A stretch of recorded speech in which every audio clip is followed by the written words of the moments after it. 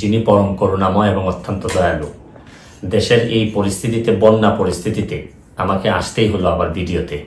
আমি সোশ্যাল মিডিয়ার মাধ্যমে যেভাবে দেখলাম যে এত পানি, বিশেষ করে আমি আমাদের এলাকায় দেখলাম যে 93 সালের পরে হবিগঞ্জে এত পানি খোয়াই নদীর উপরে কখনো হয়নি। কারণ একটা ভারত থেকে একটা ড্যাম এটা ছেড়ে দেওয়ার কারণে পানি আর কোনোভাবেই কুলায় উঠতে পারতেছে না আমাদের নদী।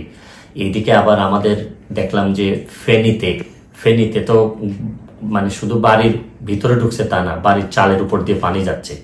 এরকম কুমিল্লা, বিভিন্ন দেশের বিভিন্ন জায়গায় যেভাবে বন্যায় আক্রমণ করছে, আমি যেহেতু বন্যা নিয়ে কাজ করছি, আমার কাছে মনে হয়েছে যে এই বন্যার সময় আমার একটা অধিকার আছে যে আপনাদের সবাইকে একটা আহ্বান করার, যে যে এলাকায় কৃতি সন্তান আছেন তারা নিজেরা একটু ঝাঁপিয়ে পড়েন মানুষের।